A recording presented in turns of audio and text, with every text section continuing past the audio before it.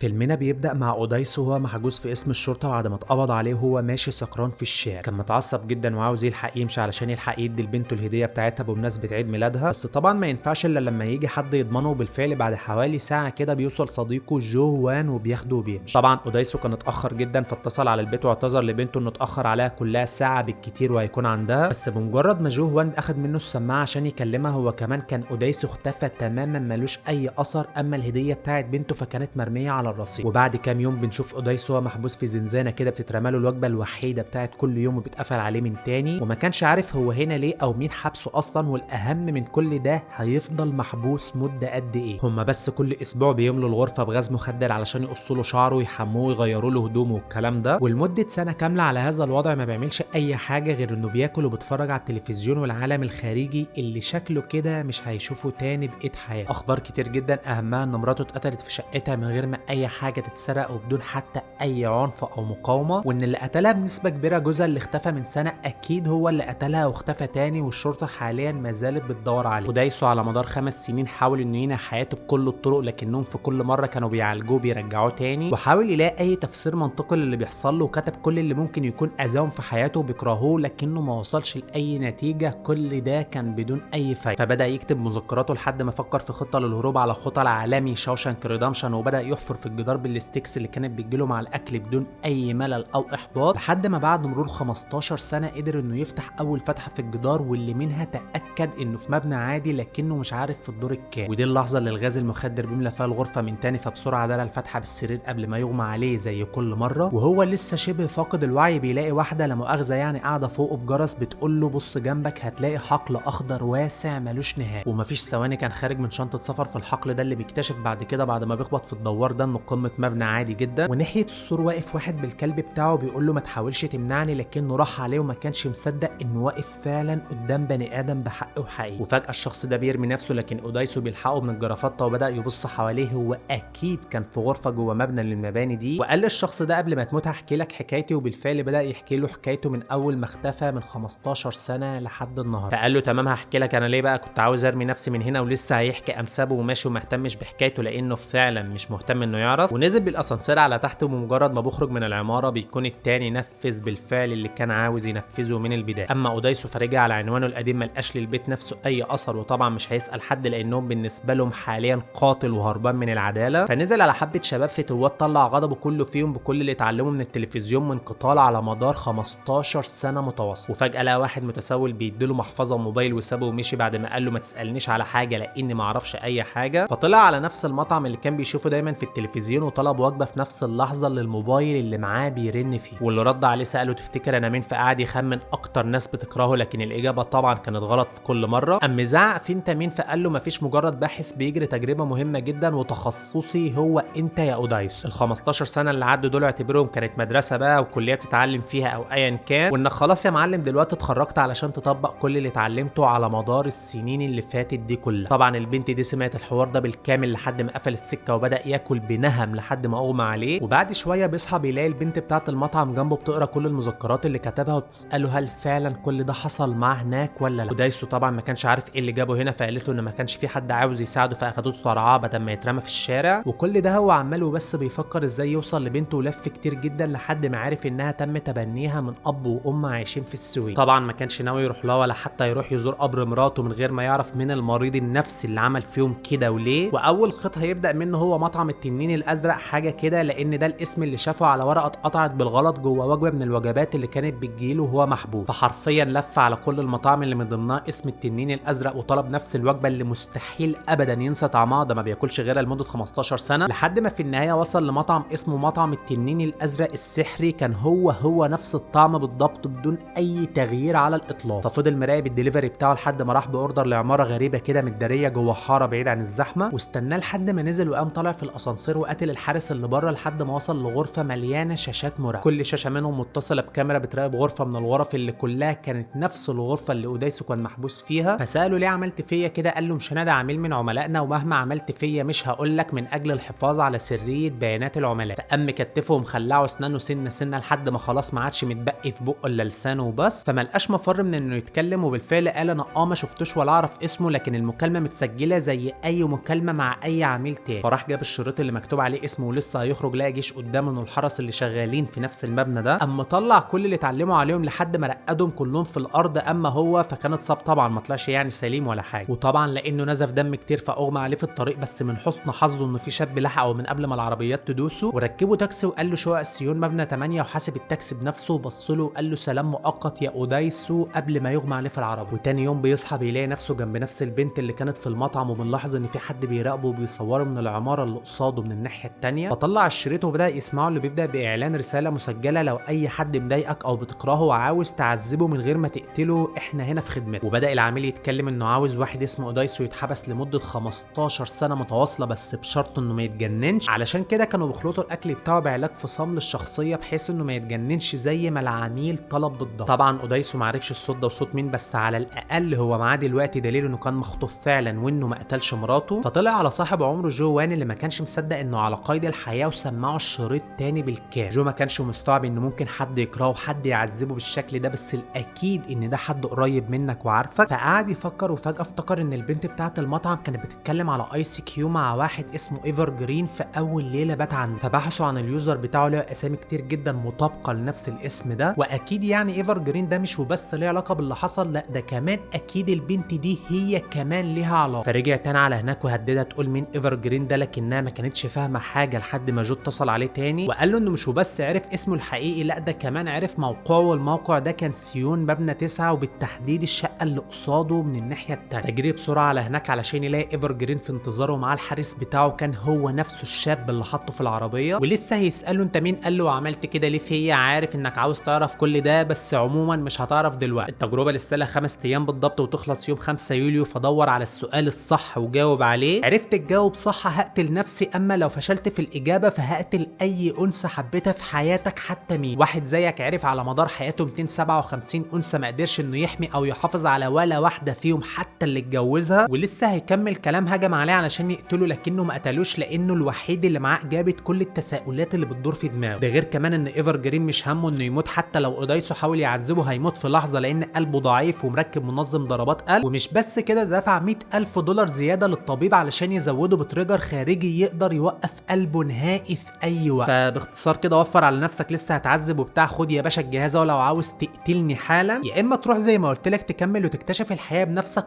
نسيت اقول لك انك سايب ميدو مربوطه والباب مفتوح في حاره لبش زي دي. فجري على هناك لقى بارك صاحب الشركه اللي كانت حابساه بعد ما ركب سنان دهب في انتظاره هو وقلاضيشه اللي كتفوه قدامه علشان يخلع له اسنانه هو كمان، ولسه هيبدا يخلعهم. فجاه لقى حد بيتصل عليه، وفي نفس الوقت في حد بيخبط على الباب من بره، وكان حارس ايفر جرين في ايده شنطه فلوس مقابل انهم يسيبوا اودايسو على قيد الحياه. توافق طبعا واخد الفلوس ومشي، وميدو نزلت فيه شتيمه لانه كان السبب في ان الكلب ده حط ايده عليه. فتاسف لها انه ما كانش واثق فيها وان ايفر جرين هو اللي وقعه في الفخ ده، وان لو بايده كان قطع ايد الكلب ده اللي اسمه بارك مقابل وبس انه لمسه. اما ايفر جرين فرجع على بيته وكان واضح من كلامه انه شخص غني جدا بيتكلم في مليارات مش ملايين كده، حاجه ما شاء الله معديه سميح ثوره. بس كل ده ما كانش شاغل باله، كل اللي كان شاغل باله وبس هل اودايسو فعلا هيقع في حب ميدو ولا لا. وفعلا تخمينه كان صح، واودايسو وقع في حب ميدو وهي كمان وقعت في حبه رغم رفضها ليه قبل كده مرتين. بس بوجودها معاه اكتشفت انه شبهها في حاجات كتير، فسابت له نفسها وعبروا لبعض عن حبهم بكافه الطرق اللي ممكن تتخيل. لحد ما في ليله وهم نايمين سوا الغاز المخدر بيدخل الاوضه بيخدرهم هما الاثنين، والتاني يوم بيلاقوا كف بارك مقطوعه محطوطه جوه علبه. الحاجه اللي اكدت لاودايسو ان ايفر جرين بيتصنت عليهم، وانه سمع انه كان عاوز يقطع ايد بارك لانها لمست ميدو فقطعها نيابه عنه. فطلعوا على محل الكترونيات فحصهم حته حته لحد ما لقى جهاز تصنت متخبي جوه الجزمه بتاعته، فكسروه علشان ما يتصنتش عليهم تاني بعد كده ولا يعرف خطواتهم وتحركاتهم. والاهم هل وصل لاجابه السؤال ولا لا. السؤال اللي هيساعده في الاجابه عليه جوان في السايبر بتاعه عن طريق البحث عن كل ما هو اسمه ايفر جرين، مطاعم بقى، مصانع مكرونه، شركات شحن وغيره، كلهم حاملين لنفس الاسم. بس اللي لفت نظرهم بين كل دول كانت مقاله قديمه كده بعنوان فتيان ايفر جرين القدامى الخريجي مدرسه سان جوك الثانويه بنين سنه 1979. فطلعوا على هناك وميدو تدللت على موظف الملفات وطلبت منه سجل طلاب دفعه 1979. ولما قلبوا في صور الطلبه اودايسو شاف صوره ايفر جرين اللي اسمه الحقيقي بيكون لي وجين، وشاف ظرف تاني متغلف كده جواه صوره بنت تانيه اسمها لي سو.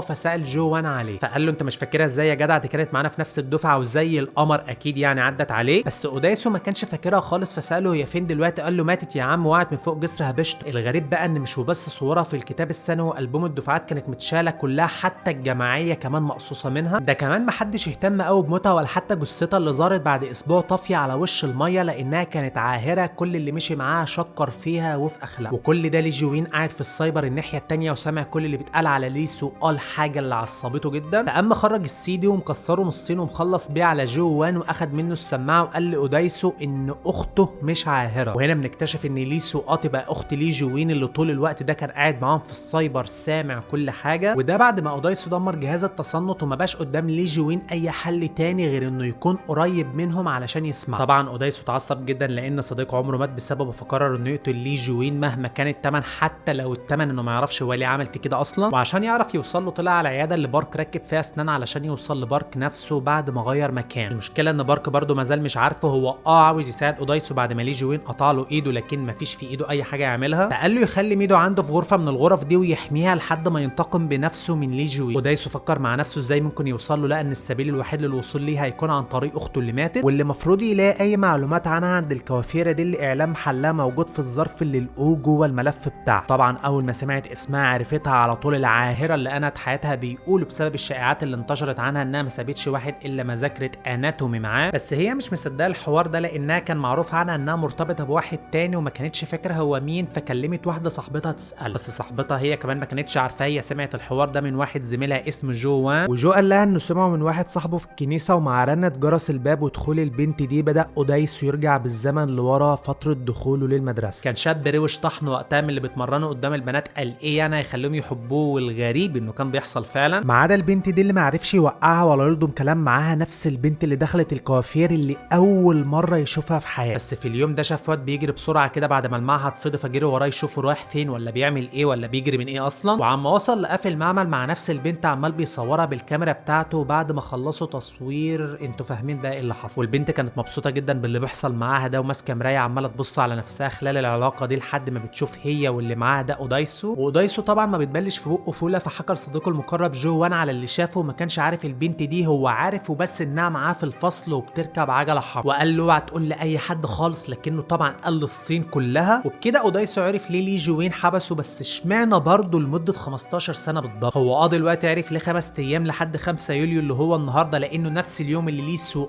انهت حياتها فيه. بس خلاص يعني 5 من 10 من 15 سنه مش فارقه، اعرف كل اللي فارق لي ان انتقم منه على العمر اللي ضيعه بسبب غلطه اخته اصلا اللي غلطتها مش انا. قعد يفتكر في كل حاجه قالها له اول مره شافه، اللي كان من ضمنها ايه رقم 6 في الاصحاح الرابع من سفر الامثال، وانه عايش في اعلى برج في المدينه، فراح لاعلى برج واكيد شقته هتكون في السادس او الرابع او ميكس ما بين الاثنين. بس الاستنتاج ده طبعا كان غلط لانه جرب كل حاجه ما نفعش، وهم اصلا كلهم 36 دور بس. فاختار البنت هاوس، بس الاسانسير ما كانش هينفع يطلع الا برقم سر، اكيد يعني هيكون 6 أو 4 لان هم دول الارقام. وحاول كل المحاولات لكنها كلها برضو كان بدون اي فايده، لحد ما فجاه دخل 2 معاه وسجلوا الرقم السري، والاثنين دول يبقى لي جوين والمساعد بتاعه. فجاه اودايسو قال له انت اللي مارست العلاقه مع اختك، وفضل ساكت وما ردش عليه لحد ما وصلوا للبنت هاوس. وبمجرد ما خرجوا من الاسانسير لي جوين قال للاثنين الحرس بتوعه يخلصوا على اودايسو اللي كان عامل حسابه مستعد وبفرشه سنان كان واخدها معاه، خلص عليهم في لحظات ولا اجدعها جون ويك. وبدا يحكي لي جوين اللي حصل، وهو انه اكيد نيمه مغناطيسي علشان ينسيه ان هو اللي مارس العلاقه مع اخته. كنت فاكر ان مش هفتكر ومش هجاوب على السؤال، لكن افتكرت اهو، فيلا موت نفسك زي ما انت قلت لان انا اللي فزت. فقال له انت فاكر انك نسيت علشان بعت واحده تنيمك مغناطيسي؟ بالعكس انت نسيت عادي بمزاجك لانك ما كنتش مهتم اصلا، انت حتى ما اهتمتش انك تتابع الشائعات اللي انتشرت عليها لدرجه انها اتقال عليها انها حامل من العلاقه دي. وبصراحه يعني هي ما كانتش شائعات ولا حاجه، هي فعلا قطعت الشهر بتاعها وبطنها واحده واحده بدات تكبر. الفرق بس ان مش انا اللي خليتها تحمل، بل لسانك اللي عاوز قطعه ده هو اللي خلاها تحمل، لانه كان حمل جاذب مجرد بس ان علاء اقتنع من كتر الكلام عليها لدرجه انها صدقت وجسمها كمان بدا يتجاوب معاه. اودايسو قطع كلامه وقال له وطبعا انت خفت الناس تتكلم عن حملها فقررت انك تقتلها بنفسك علشان تتخلص من الفضيحه، لان الكل بيقول انها كانت لوحدها على الجسر ده. بس طالما كانت لوحدها امال مين اللي صورها الصوره دي في نفس التاريخ اللي ماتت فيه؟ فضحك وقال له قصه حلوه وجميله وتتصدق وتاخد 10 من 10، بس اسمع مني انا بقى يمكن تقتنع. بس قبل ما احكي لك، انت عمرك سمعت عن حاجه اسمها ايحاء ما بعد التنويم المغناطيسي؟ باختصار انت خلال الجلسه بتاخد ايحاء معين وبعد ما تصحى بتتصرف على اساس انه حقيقي مش مجرد ايحاء، وده اللي انا عملته معاك انت وميدو. سبحان الله تنويمكم مغناطيسيا كان اسهل من امتحان الجيولوجيا بتاع ثالثه ثانوي، وزي ما كلمه منك خلت اختي حامل وهي مش حامل، فكلمه مني خليتك تحب ميدو وميدو كمان تحبك، وانتوا عادي اصلا مش بتحبوا بعض. والتريجر كان اسهل ما يكون لان كنت عارف ان اول مكان هتروح اول اول ما تخرج من الغرفه هو انك تروح للمطعم اللي ميدو شغاله فيه، وهناك تجي لك مكالمه مني بمجرد ما تسالني بس انت مين، يكون ده التريجر لميدو انها تحبك وتتعلق بيك. اما انت بقى فالتريجر بتاعك كان مجرد لمسه منها وبعدها تلقائي يغمى عليه، وبعدها تاخدك على البيت وتحاول معاها وترفض في الاول، لكن واحده واحده كله بالحنيه بيفهم. وطبعا كل ده اللي ساعدته فيه اكتر اشهر واشطر دكتوره مخ واعصاب على مستوى العالم، اللي كانت هي نفسها الست بتاعت الكوافير اللي التريجر بتاعه هناك وقتها كان جرس الباب علشان يفتكر كل اللي حصل. الفكره هنا بقى انك فاكر انك انتصرت مع اني قلت لك دور على السؤال الصح وجاوب عليه، لكنك اخترت السؤال الغلط اصلا من البدايه. السؤال عمره ما كان انا مين وسجنتك في الغرفه ليه، السؤال الصح يا اودايسو هو انا ليه اطلقت سراحك اصلا وفضلت اتتبعك من بعيد، وليه اصلا بعد 15 سنه بالضبط. وهنا شاور له على صندوق كده لما فتحه لقى جواه البوم صور ليه مع مراته وبنته الصغيره من لما كان عندها 3 سنين، البوم صور مختلفه لمراحل بنته العمريه وهي بتكبر على مر السنين، لحد ما بنكتشف انها لما بقت عندها 18 سنه كانت هي نفسها مين. اودايسو من الصدمه جري عليه وهو بيصرخ بمقص علشان يقتله، لكن الحارس منعه من قبل ما يوصل له، ومع كل محاولاته في انه يوصل له برضه ما عرفش حتى انه يقرب منه خطوه واحده. بس فجاه الحارس لقى ودنه بتنزف جامد وهو ثابت في مكانه مش بيتحرك، وده لان اودايسو غرس المقص في ودنه بالكامل، لكنه ما كانش لسه وقع ولا مات، فهجم عليه عشان يقتله، وكان هيقتله فعلا، ولي جوين عمال ينادي عليه من ورا علشان ما يقتلوش، لكنه مش بيرد لانه اصلا مش سامعه، ومره في الثانيه ما ردش، قام في الثالثه ضربه برصاصه في نص دماغه. اما اودايسو فكان ما زال لسه على قيد الحياه. اودايسو اول ما قام ساله ان كانت ميدو تعرف ولا لا، فقال له ده مش مهم، المهم انت سايبها فين دلوقتي ومع مين. انت كنت فاكر ان باركا هيكرهني مثلا علشان قطعت له ايده، لكنك ما تعرفش ان انا اللي اشتريت له المكان الجديد ده تعويض عن ايده اللي انا قطعتها. ده انا بربيها من وهي عندها 3 سنين وعمري ما امنت انها تفضل عند اي حد غير انا والحارس بتاعي الله يرحمه. انت اب انت. ودي اللحظه اللي تليفون بارك بيرن فيها، فبيدي لميدو ترد، وطبعا اودايسو هو اللي كان بيكلمها وبتقول له ان هي خايفه وان بارك جايب لها صندوق كده ويقول لها تفتحه وانه نفس لون البوكس اللي لقوا فيه ايده المقطوع. صرخ فيها ما تفتحوش مهما حصل، وهي كانت خايفه اصلا، فقال لها ما تخافيش انا حالا هتحرك وهكون عندك، ونزل على ركبته يترجى ليه جوين انه ما يعرفش ميدو ان هو ابوها، هي ما ذنبهاش اي حاجه. شويه يتوسل ليه وشويه يهدده انه هيقتله، والدبان الازرق مش هيعرف له طريق جره لانه هياكله بعد ما يقتله علشان ما يبقالوش اي اثر. وبعدها راح بس رجله، ده احنا كنا زمايل ولاد كنيسه واحده، وغنى له النشيد بتاع الكنيسه يمكن قلبه يحن ويوافق انه ما يقول لها، لدرجه انه هيبقى اي حاجه عاوزها حتى لو عايزه الكلب بتاعه هيبقى الكلب بتاعه، وبدا يهوهو ويهز ديله موافق على كل حاجه بس ما تقول لهاش، وكل ده لي جوين عمال بيضحك عليه. هنا اودايسو افتكر جمله لي جوين لما قال له لسانك اللي عاوز يتقطع ده، قام جرى على المقص وقاطع لسانه بنفسه عشان ياكد لي جوين ولاؤه ليه وانه مش هيرتكب غلطه زي دي تاني، بس ارجوك ما تعرفش ميدو ان انا ابوه. فنزل وحط له القماشه الموف في بقه وقال لبارك خلاص يسيب الصندوق مقفول وما يفتحوش، وطلع مسدسه علشان يقتل نفسه ويقتله معاه بنفس الرصاصه، لكنه قرر انه ما يعملش كده وسابه ومشي. بس وهو ماشي الجهاز اللي بيوقف قلبه وقع منه، فاوداسيو جري عليه علشان يقتله من قبل ما يركب الاسانسير ويمشي، اللي في الحقيقه بيطلع ريموت له مسجل صوت متسجل فيه صوت ميدو لما كان اوداسيو بيمارس معاها العلاقه. لي جوين قبل ما يمشي قال لاودايس ان هو واخته حبوا اللي عملوه مع بعض وكملوا حياتهم سوا عادي لحد ما حصل اللي حصل، فهل انتوا بقى هتقدروا تعملوا ده ولا لا؟ وسابه ومشي عمال يسمع العلاقه كامله وهي متسجله على الريكورد. وبيرجع لي جوين بالزمن لورا وهو بيحاول يلحق اخته بعد ما كانت هترمي نفسها من فوق الجسر بسبب انها حامل وكده، لكنها سحبت نفسها لتحت وفلتت منه الحاجه اللي خلاص ما عادش هيقدر يتعايش معاها اكتر من كده، فانا حياته هو كمان في الاسانسير. اما اوداسيو فحكى كل اللي حصل بالتفصيل في رساله وبعتها للست اللي كانت نيمته مغناطيسيا بيترجاها انها تمحي ذاكرته للابد، وبالفعل استخدمت قدرتها في انها تفصل الحدث الوحيد ده عن ذاكرته وتخليه ينساه، وبعدها بيقوم مرمي وسط الجليد لوحده. وبتقرب عليه ميدو وبتقول له ايه اللي منيمك في التلج كده، انت كنت مع حد هنا ولا ايه؟ وفي النهايه قالت له انها بتحبه فضحك وفرح، بس ما نعرفش ان كانت خديجه المغربيه دي نسيته ان ابوها اصلا ولا نسيته انه عمل معاها علاقه وهو عارف انها بنت. دايما مقتنع ان اي فيلم سوداوي بعد ما بتخلصه بتطلع منه بعبر كتير جدا، بجانب انه بنسبه كبيره بيمثل الحياه الواقعيه، وفيلم النهارده مليان عبر في الصميم ممكن نكتفي ب3 منهم بس عشان الوقت. الاولى وهي ان ايا كان اللي هتعمله مهما كان في نظرك لا يذكر، فتاكد انه بنسبه كبيره في الحقيقه اكبر واعظم مما تتخيل. مجرد كلمه واحده وبس اتقالت وما اخدتش ثواني تسببت مش وبس في موت على الاقل 8 افراد، 6 ماتوا فعليا، اما الاثنين التانيين في حياتهم تعتبر انتهت خلاص، بقت سنين بلا معنى، ومنهم واحد اصلا حياته انتهت من 15 سنه قبلهم وهو نفسه اللي قال الكلمه. عشان كده ما تستغربش لما سيدنا محمد صلى الله عليه وسلم قال لك ايكب الناس في النار على وجوههم الا حصائد ألسنتين بعد قول الله سبحانه وتعالى وما يلفظ من قول الا لديه رقيب عتيد. وقال لك برضو ممنوع منعا باتا انت تتبع عورات الناس مهما كنت شاكك، مالكش دعوه طالما ما يخصكش، لان الضرر ممكن يطولك اكتر من الشخص اللي انت بتتتبعه ده. اما تاني حاجه بقى وهي اللي بقت منتشره زي اللبانه في بق اي مدعي حداثه وتحضر، وهي المساكنه او العلاقات خارج اطار الزواج بشكل عام. العلاقات اللي كتير جدا بينتج عنها اطفال مجهولي النسب بيترموا في اي دار ايتام مش معروف مين اهلهم الحقيقيين، وكل ده عشانه بس مجرد نزوه. اطفال لو المساكنه فعلا بقت واقع قذر عايشينه في بلادنا زي بلاد تانية متحضره هتسمع حرفيا عجب العجاب. هتسمع عن اخ ساكن اخته، اب ساكن بنته، ام ساكنه ابنها، والمشترك ما بينهم كلهم جمله واحده وبس وهي ما كناش نعرف. لان باختصار مفيش ايا كان ما يدل على اي صله قرابه ما بين الاتنين، لان واحد منهم على الاقل مجهول النسب. عشان كده سيدنا محمد صلى الله عليه وسلم حرم التبني، وربنا سبحانه وتعالى قال لك ادعوهم لابائهم، لان خلط الانساب اكبر بكتير جدا جدا من مجرد توزيع ميراث او انك تعرف ليك اخوات تانيين ولا لا. مش حابب اطول في موضوع كريستال كلير واضح وضوح الشمس لا غبار عليه للي بيفكر بعقله بجد مش باعضائه وهرموناته. واي حد ايا كان مين بيعترض على الكلام ده فبنسبه كبيره هو عايش في قذاره في السر وعاوزها ليجال علشان هو وامثاله ينضحوا بيها بدون